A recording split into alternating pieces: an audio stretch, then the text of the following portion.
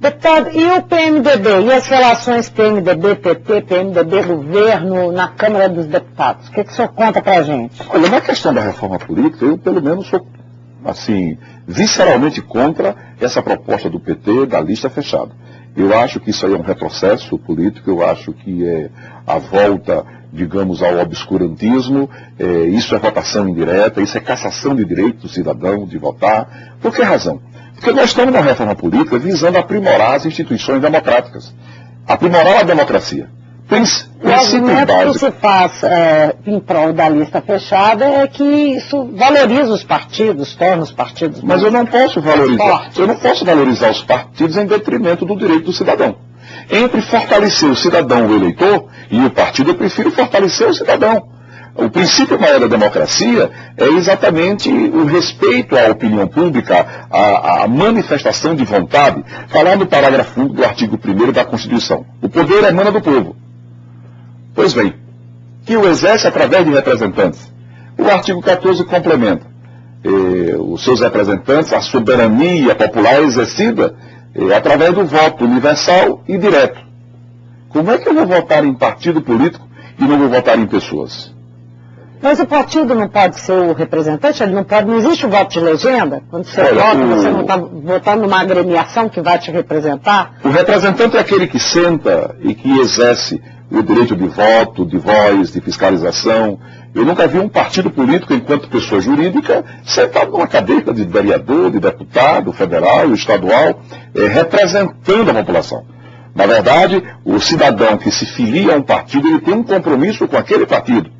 O eleitor que vota sabe quais são as ideias daquele partido, que o seu candidato se obriga, né, e mais as suas ideias. Mas essa história de voto em lista fechada, isso aí é para estabelecer a oligarquia dos partidos políticos e fechar o processo eleitoral. Não dá oportunidade, inclusive, às novas lideranças. É o partido do dono, do filho do dono, da esposa do dono, enfim. Jamais um novato, ou aquele que discorda da orientação partidária, vai estar numa posição bem colocada nessa lista.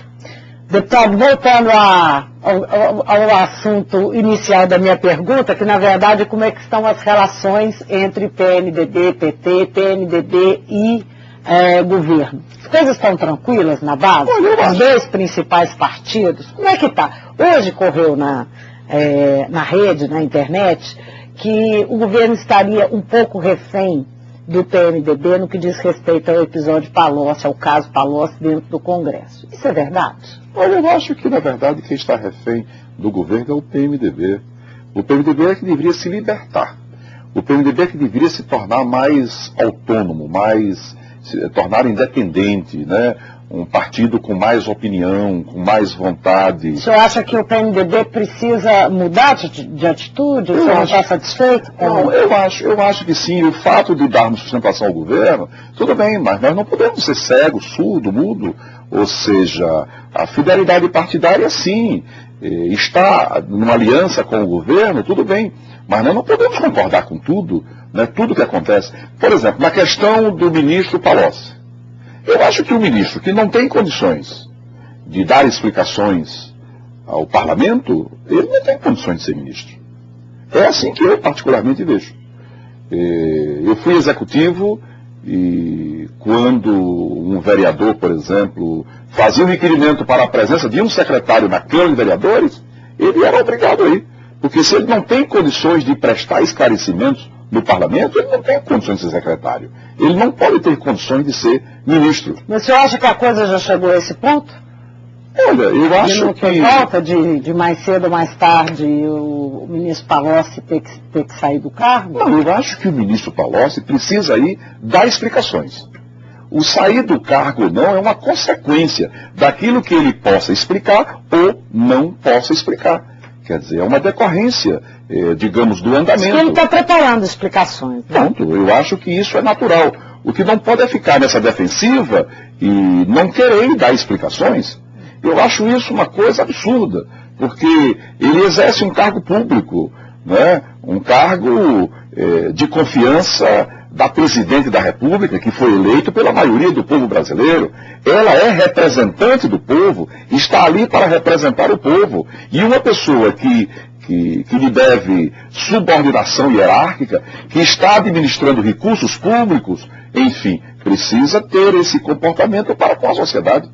Dar os esclarecimentos, isso é o mínimo que se pode fazer. Deputado, o senhor diria que o PMDB do Nordeste, se é que a gente pode falar de um PMDB no Nordeste, tem insatisfações em relação ao governo Dilma? Como é que está o partido em relação Eu acho até que o PMDB do Nordeste tem até muitos espaços, porque o que se comenta, por exemplo, no Senado Federal, o Ministério de Minas e Energia é uma indicação do PMDB do Senado, que é uma indicação do presidente José Sarney. O ministro do Turismo é uma indicação do presidente José Sarney e do líder do PMDB na Câmara, que é do Rio Grande do Norte. Então o problema não é cargo, não é participação no governo. Eu acho que a questão é o exercício da representação popular, que deve ser o mais transparente possível. Nós estamos lá representando os interesses do povo.